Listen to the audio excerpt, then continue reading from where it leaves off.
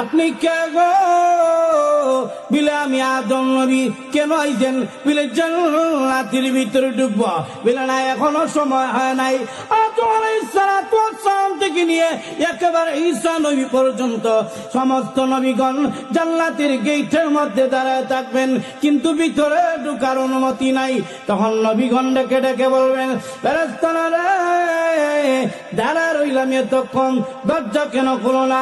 এমনি ফেরেশতারা ডাক দিয়ে বলবেন, ও নবীগণের কাফেলা, আদম শুনি, নূহ শুনি, ইব্রাহিম শুনি, মূসা শুনি, ঈসা শুনি, এত পয়গম্বরের নাম শুনি, মুহাম্মদ নাম কেন শুনি না?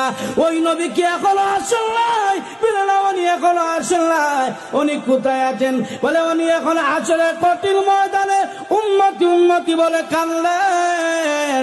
তার একটা উম্মত যতক্ষণ পর্যন্ত জাহান্নামের ভিতরে থাকবে, ততক্ষণ পর্যন্ত ওই নবী জান্নাতের ভিতরে একটা কদমের দিকেও আগাবেন না। ওয়ামা আরসালনাকা ইল্লা রাহমাতাল লিল আলামিন।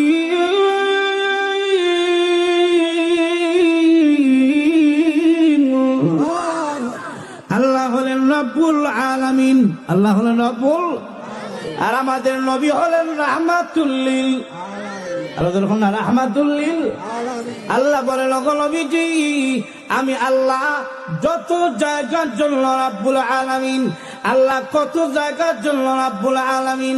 আসমানের জন্য আল্লাহ রাব্বুল আলামিন, জমিনের জন্য আল্লাহ রাব্বুল আলামিন, পাহাড়ের জন্য আল্লাহ রাব্বুল আলামিন, সমুদ্রের জন্য আল্লাহ রাব্বুল আলামিন। কুল কায়নাতে যা আছে তা দেখি আল্লাহ দেখি, সবগুলোর মালিককে।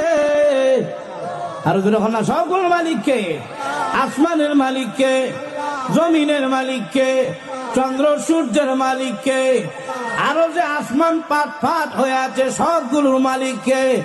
আমরা যা দেখি আর না দেখি সবগুলোর মালিক হলেন আল্লাহ। আল্লাহ বলেন, ওগো নবীজি, আমি আল্লাহ যা বানাইছি সবগুলোর জন্য আমি আল্লাহ হলাম রব্বুল আলামিন। আমি আল্লাহ যত জায়গার জন্য রব্বুল আলামিন, তত জায়গার জন্য আমি মহান আল্লাহ আপনি বন্ধুরে বানায় দিলাম রাহমাতুল লিল আলামিন। আল্লাহ কিতা চিল্লাই উঠল না কিতা? আল্লাহ আমার কথা বুঝলেন আপনারা? আল্লাহ যত জায়গার জন্য রব্বুল আলামিন, তত জায়গার জন্য আমাদের নবী হলেন রাহমাতুল লিল